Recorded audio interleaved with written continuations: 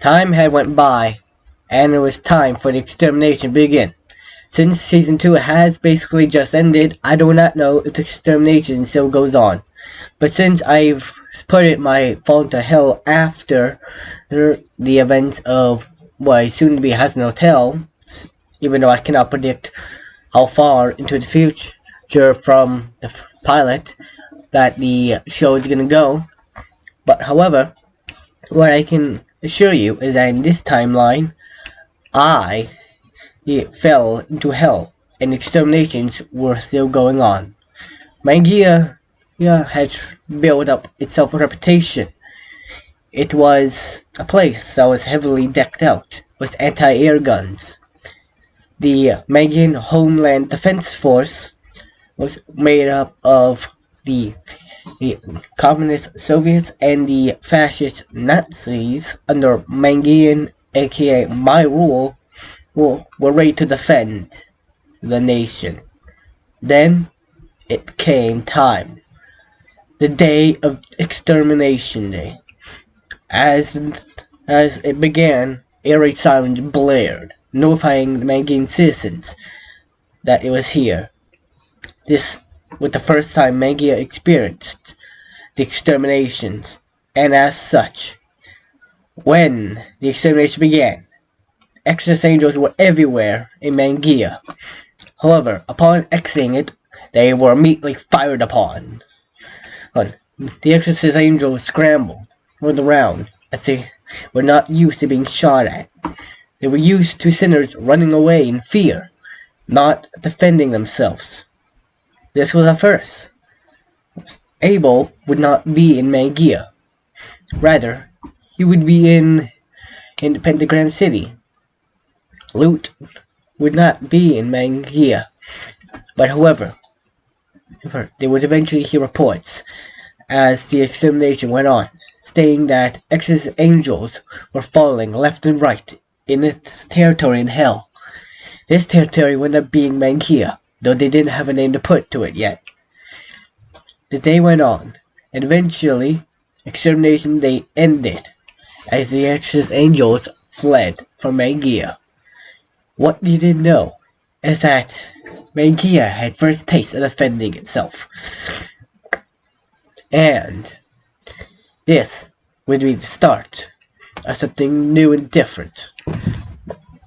Time went by a little bit, and word of what happened in what is known in hell as the Mangian territory reached the High Seraphim Sarah, as well as Emily. They were shocked that a nation could actually defend itself. But when they found out that it was actually from hell, Sarah was a bit worried. This was one of the reasons why she had allowed extermination to happen, despite the conflict in her heart. The sinners were defending themselves against extermination. Was this a good thing or was this a bad thing? Regardless, someone had been called up. And I sent an envoy, Velvet. Now, Velvet was sent as an envoy. She relayed my message to heaven that Mangia was willing to defend itself during the exterminations, but willing to sign a non-aggression treaty.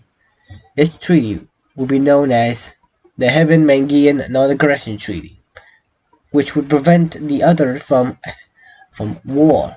However, extermination was allowed to happen. The thing is none of the Exodus angels wanted to land right into Mangia out of fear of being shot at. This caused anger in Lute because she wanted to go right to the center of Mangia and attack the Kaiser, aka me. But however, the soldiers didn't want to do that. So, from then on, the Exodus angels had to go from the outside in. From the border of Mangia all the way inside. But that would not happen. As Sarah signed the Heaven Mangian Non-Aggression Treaty, she read the terms.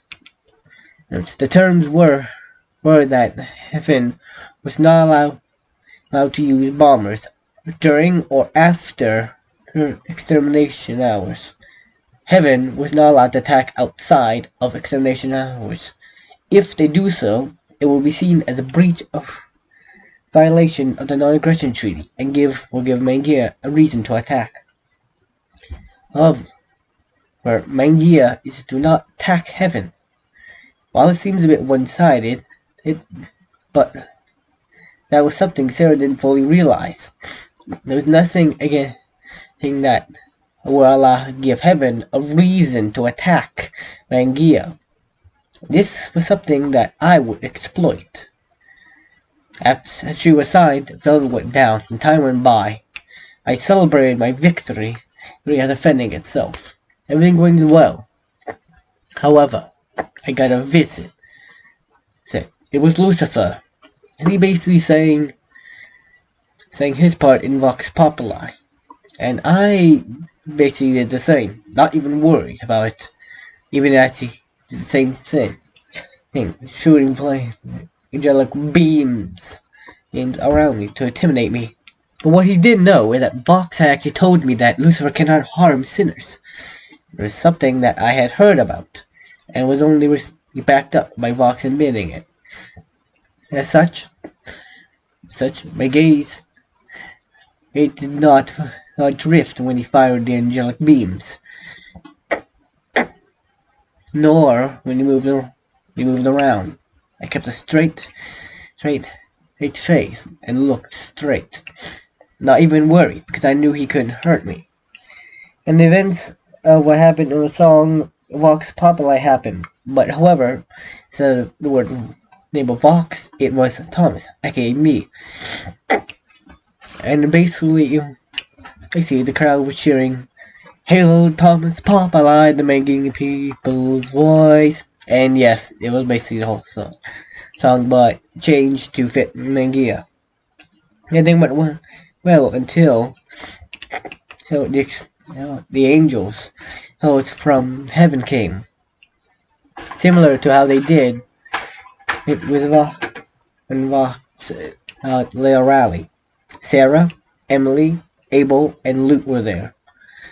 And thing is, they tried to pretend they're sorry, but however, they didn't. However, none of them made any sense about it.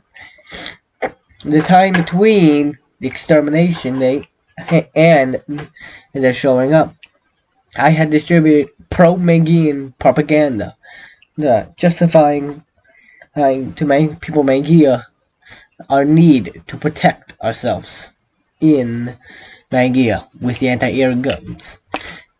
And such, the crowd booed, and I was able to spin the tale in back and forth. No disagreement that would put in my favor. Eventually, it worked.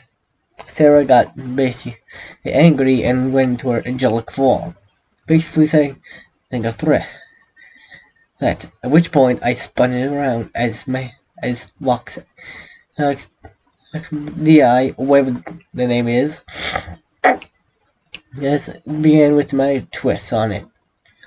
As I pointed out to people Mangia that Sarah had admitted that she brought the extermination to Mangian doorstep to silence them speaking out, from empowering each other to keep us down. And the thing is, I was able to rally people for it, and they were up against it. While I didn't actually fully declare the war on heaven, it was a metaphorical one. As such, just like in season 2, Sarah, Emily, Lute, and Abel fled. But Lute did something before Sarah lost handle. She got so pissed that she charged towards me, her sword aiming for it. I didn't flinch. I didn't move. I just stared and smiled. Lute's sword came up. She pulled back, ready to go. As she drew closer, she extended her arm to stab. But it slammed into a force field. The reason why I didn't flinch is because a part of my deal was that I was not allowed that angelic weapons, any kind, could not hurt me. They could not attack me, and would engage in a force field. This is why I was so cocky in this scene, because I knew that Lucifer could not hurt me because I was a sinner, and neither of the angels could actually hurt me because they aren't even divine gods. As such, Luke got pissed, and I was able to spin around, found from Magia's favor as they fled. Time went by. Years went by. Years and years would go by. Magia still prospered. News of Magia defending itself each year from the exterminations went around. In fact, heaven did not fully allow the extermination, but, however, the public were told this time that it was patrolling, like in hell, to make sure that sinners of hell do not rise up, essentially being peacekeepers, but still continuing the extermination. The problem is that Mangia to them was a problem. The people of heaven saw Mangia as a rebellious territory or nation in hell, because he kept shooting down hell Exodus angels. But Mangia had a very humanitarian way of doing it. After Extermination Day was ended, Mangia would collect the bodies of the Exodus angels they shot down. The dead would be have photos taken and would be basically put in the morgue. The injured would be brought into a hospital where they would be nursed back to health and go through physiotherapy. In fact, after they were good enough to walk, they would be brought to the dead to identify them. Once the dead was identified, they were sent back to heaven with their names and pictures to their names. But however, there would be times when the faces were badly damaged and the Exodus angels could not be identified. So they were sent to heaven to be identified. As for the injured, they were kept in Mangia until they had completed their physiotherapy. After that, they were sent back to heaven. This initially had made sure that heaven did not fully revolt against Mangia, because Mangia showed humanity when it comes to the dead and the injured. But they were still sad at the fact that Exodus angels still falling, and they were questioning if it really was necessary to send the peacekeeping troops to Mangia. Emily, however, knew the truth. She had once secretly hidden in an area where she could hear Sarah, Abel, and Luke's conversation. She knew that the exterminations before exposure were still happening. However, she had something growing in her. Discontent. The battles during exterminations with Mangia had worn Emily's trust of the system down. She was also questioning why they had to send troops to Mangia. It was nothing to her but a meat grinder for their angels. This was something that needed to be done, and Emily wanted to end the system, to prove that Mangia was a nation that they had to steer clear of. Yet, no one would believe her. Sarah would just brush her off, saying that it was necessary for peacekeeping, air quotes. So, Sarah had to do something. She watched as Mangia slaughtered the Exodus angels on Extermination Day. Luke wanted to take action, and she was going to make sure it was going to happen.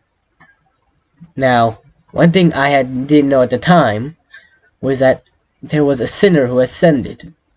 I had heard that a sinner known as Serpentius had made it to heaven. In fact, once I looked into his background, I realized that he once built an airship and sacrificed his life to save his friends when Adam attacked the Hazbin Hotel.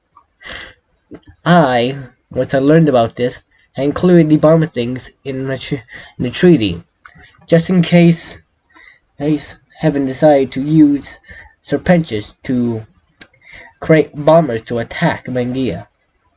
If they did that, it would be seen as a violation of the non-aggression treaty, and I was ready to defend the nation, no matter the cost.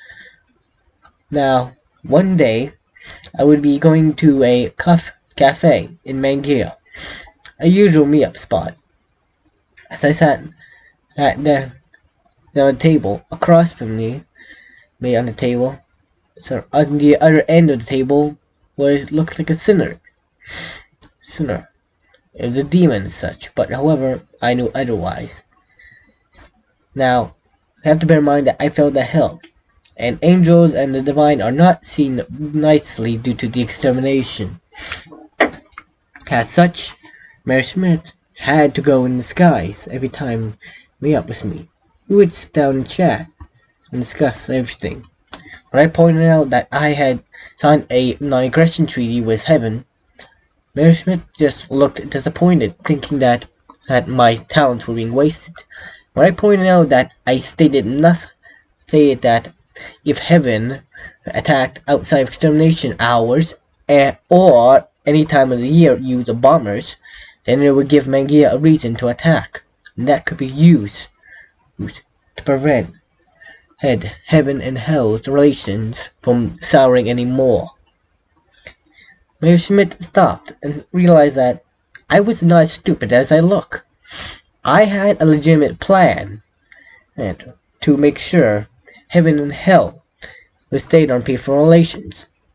Though she didn't fully understand, she didn't question it because she had once told me to do whatever it takes to prevent Heaven and Hell's relations from souring any further, and to prevent war between the two. I was doing just that.